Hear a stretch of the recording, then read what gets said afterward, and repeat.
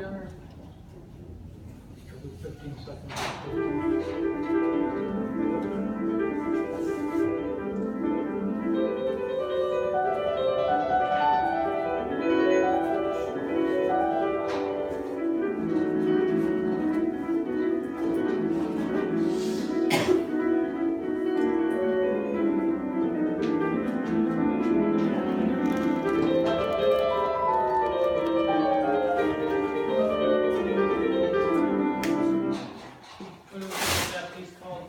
Pardon?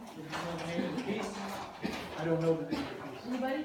Ravel, they tumbled the prelude. Running water. Brainwashing. Yeah, what is it called? No. Prelude from the tumbled the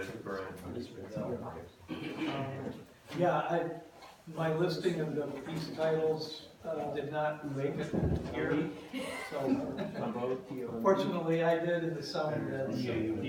Okay, so let's think a little bit differently about these. Let's talk about both the first piano and the second piano. Let's talk about the first piano, and let's talk about, is there anything you wish it could do? The first piano. I couldn't get past the metallic treble. Yes.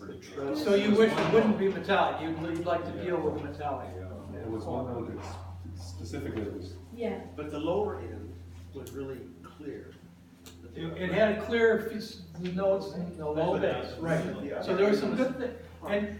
And I think we're going to see that most of the pianos that we encounter, they're going to be good and bad. It's not like, oh, I mean, every now and then we see this, oh, totally, wow, this is great. But most of the time, we're going to see pianos that, well, this is good, this isn't so, I could improve this.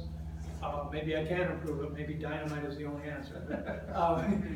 You know, we try. So, okay, so the first piano, the second piano, what would you like to do with it? Address, there was a finished quality of sound.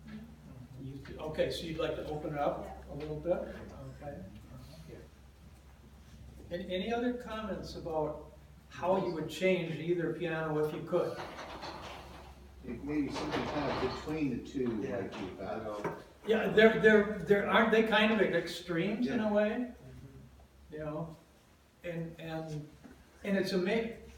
I think this illustrates what I believe reality is more, is that, I mean, these are professional pianists and presumably, you know, expensive, legitimate recording professionals. And this is what we have to listen to. You know, I don't think either piano is as good as it can be. If I had to take one, you know, if you said, here, take this, I'm going to give it to you, I would take the second one. You know, I can't get past the brass on the first one. The words that I would use on the first one, a lot of surface quality. It feels like, almost like it has grooves in the hammers, and those grooves are going, they're bowing the strings. The edge of the groove is making contact somehow. I don't know if that's the factual of the case, but that's how it feels like to me when I hear it. Can that metallic sound be eliminated? Yes. Well, I mean, not seeing the piano, I don't know. Maybe there are tacks in the hammers, but yes, that can definitely be. By voicing? Yes. Definitely. I'm positive. Yeah. You should take a voicing class. I'll put it on my list. Any other comments about these two tracks? Everybody noticed the differences in the pianos, right? Yes. They're not the same at all. The second one seemed to be much, but was it even between times, right? As far as what it sounded like. To me, the second piano sounded much more even and uniform than the first one. Right. Good, bad, or otherwise, the second one was more even. And that's something that we'll notice sometimes, that my impression is, I have heard pianos being played that I told people, well, this is 4 different pianos. all in one, you know? Well, this section sounds like this, and this section sounds like it's a different piano almost, and up here, well, it could have been a different piano, yeah. And it's all in one, and I think evenness, consistency is something that is desirable. I think that's one of the positives that we can make as a general rule about voicing, is you want to make the thing consistent. Take the tax out of it for sure.